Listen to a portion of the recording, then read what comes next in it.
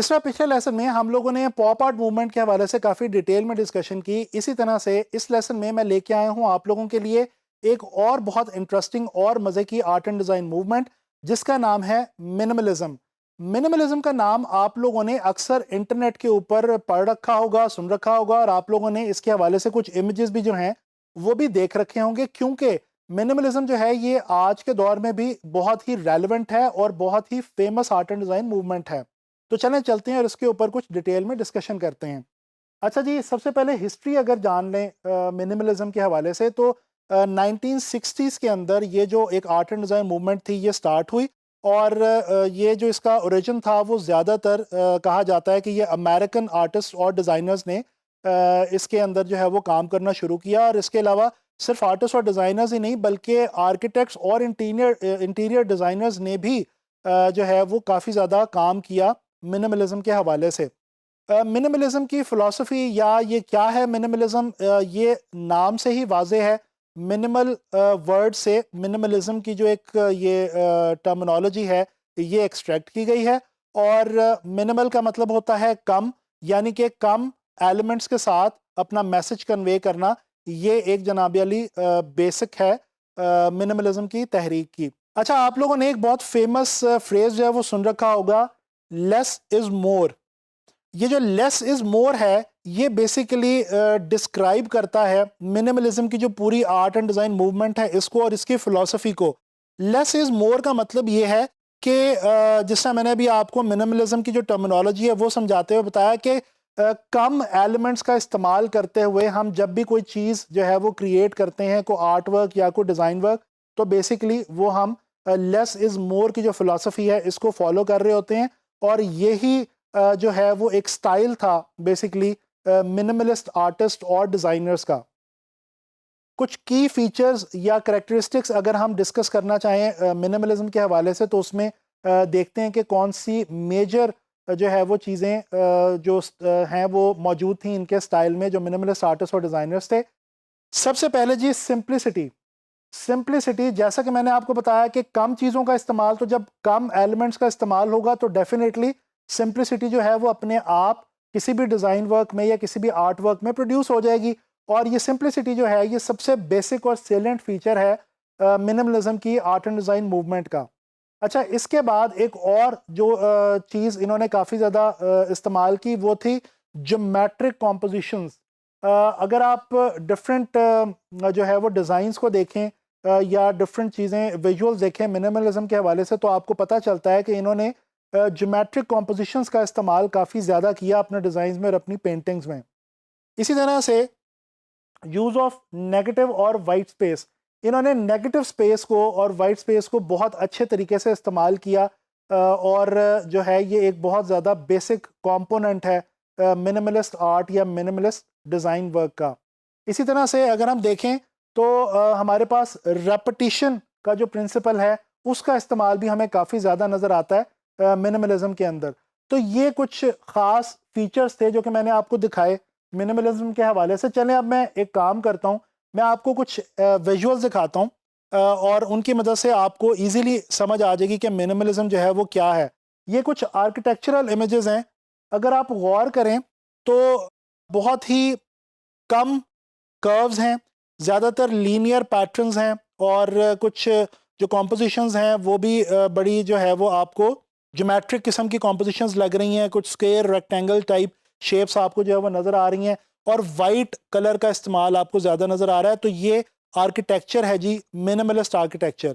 इसी तरह से अगर हम इंटीरियर डिज़ाइन में आ जाएं तो यहाँ पे भी बड़ा प्रोमिनेंटली हमें नज़र आता है इन इमेजेस के अंदर। अगर आप देखें आपको पता चलता है बड़े कम एलिमेंट्स को इस्तेमाल करके नेगेटिव स्पेस को यूज़ करते हुए स्पेस को बड़े खूबसूरत तरीके से डिज़ाइन किया गया है।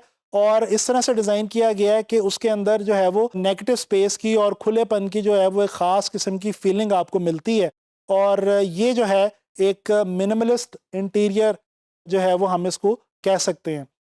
अच्छा जी, अब हम बात कर लेते हैं कुछ फेमस आर्टिस्ट और डिज़ाइनर्स के हवाले से जिन्होंने मिनिमलिज्म के अंदर काफ़ी ज़्यादा इंपॉर्टेंट रोल प्ले किया। डोनाल्ड जड के नाम से ये एक आर्टिस्ट हैं और इनके बारे में कहा जाता है कि he is one of those artist जिन्होंने बुनियाद रखी मिनिमलिज्म की।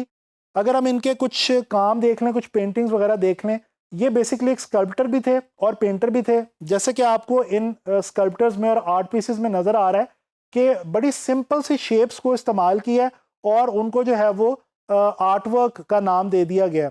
अच्छा, शुरू के अंदर ये जो आर्टिस्ट था इसके काम को काफ़ी ज़्यादा रिलक्टेंस देखने को मिली और लोगों ने कहा कि जनाब ये तो जो है वो आर्ट आप इसको कैसे कह सकते हैं। लेकिन आगे चल के जैसे जैसे टाइम गुजरता गया तो ये जो स्टाइल था, मिनिमलिस्ट अप्रोच थी, इसको बहुत ज़्यादा पजीराई मिलना शुरू हो गई और ऐसा ऐसा लोगों ने एक्सेप्ट करना शुरू कर दिया इस चीज़ को और उन्होंने मानना शुरू कर दिया कि हाँ जी, आप बहुत कम एलिमेंट्स को इस्तेमाल करते हुए कोई भी आर्ट पीस या डिज़ाइन वर्क जो है वो क्रिएट कर सकते हैं।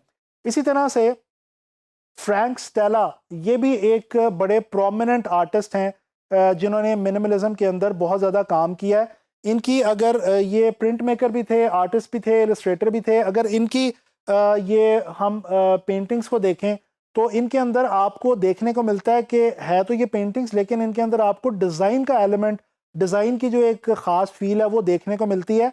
स्ट्रिप्स का इस्तेमाल किया गया है, रेपिटेशन आपको देखने को मिल रही है, पैटर्न आपको देखने को मिल रहा है और बड़ी ही सिंपल सी स्ट्रेट स्ट्रिप्स डिफरेंट कलर्स की यूज़ करके पेंटिंग्स इन्होंने और आर्ट वर्क जो हैं वो इन्होंने बनाए हैं।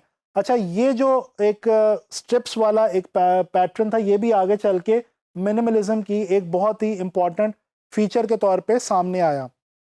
ये तो हमने डिस्कशन कर ली मिनिमलिज्म के हवाले से कि मिनिमलिज्म क्या है, उसके फेमस आर्टिस्ट, उसके कैरेक्टरिस्टिक्स, कुछ फीचर्स हमने डिस्कस किए। अब हम बात करते हैं ग्राफिक डिज़ाइन के अंदर मिनिमलिज्म की जो एप्लीकेशन है उसके हवाले से। मिनिमलिज्म जो है ये इस वक्त आजकल के दौर में ग्राफिक डिज़ाइन में बहुत ज़्यादा अप्रिशिएट किया जाता है और एक स्टाइल के तौर पे जो है वो इसको बहुत सारे ग्राफिक डिज़ाइनर्स और आर्ट डायरेक्टर्स जो हैं वो अप्लाई करते हैं।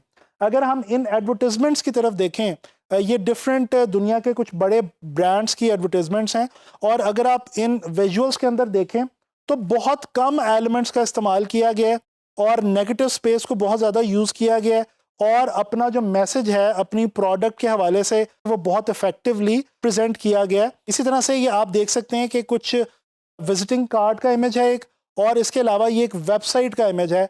इन दोनों के अंदर भी अगर हम देखें तो आपको देखने को मिलता है कि बहुत मिनिमलिस्ट अप्रोच के साथ, कम एलिमेंट्स के साथ और टाइपोग्राफी को भी बहुत डिसेंट सोफिस्टिकेटेड वे में यूज़ करके और कलर्स को बहुत सोफिस्टिकेटेड वे में यूज़ करके कम कलर्स के साथ डिज़ाइन जो है वो बनाया गया है। और अगर हम देखें तो ये स्टेशनरी में या वेबसाइट में जो मिनिमलिस्ट अप्रोच है उसकी अक्कासी करते हैं ये विजुअल्स। अच्छा जी, इसी तरह से ये कुछ मूवी पोस्टर्स देख लेते हैं। ये दो बहुत ही फेमस हॉलीवुड की मूवीज़ के पोस्टर्स हैं और इनके अंदर भी अगर आप देखें तो इमेज को यूज़ किया गया या इलस्ट्रेशन को यूज़ किया गया बहुत ही कम टाइपोग्राफी के साथ और बहुत इफेक्टिव वे में, कम कलर्स में, कम टेक्स्ट के साथ मैसेज है वो कन्वे कर दिया गया है। अब ये जो स्टाइल है ये आपको देखने को आजकल, अगर आप थोड़ा सा सर्च करें मिनिमलिज्म के हवाले से इंटरनेट पे, तो आपको बहुत सारी वेबसाइट्स मिलेंगी, बहुत सारे आपको ऐसे सोर्सेज मिलेंगे जिन पे आपको मिनिमलिज्म के हवाले से काफ़ी ज़्यादा डिज़ाइंस जो हैं वो देखने को मिलेंगे। तो ये जो मिनिमलिज्म की तहरीक है या जो एक आर्ट एंड डिज़ाइन मूवमेंट है, ये आज के दौर में बहुत ज़्यादा रेलिवेंट है ग्राफिक डिज़ाइन के हवाले से। आई होप कि ये जो आर्ट एंड डिज़ाइन मूवमेंट्स के हवाले से हमने डिस्कशन की ये आप लोगों को पसंद आई होगी और ये आपके लिए आगे चल के बहुत ज़्यादा फ्रूटफुल साबित होगी। आने वाले लेसन में इंशाल्लाह ताला हम कुछ इंपॉर्टेंट ग्राफिक डिज़ाइनर्स के हवाले से गुफ्तगू करेंगे और उनके काम से इंस्पिरेशन हासिल करने की कोशिश करेंगे।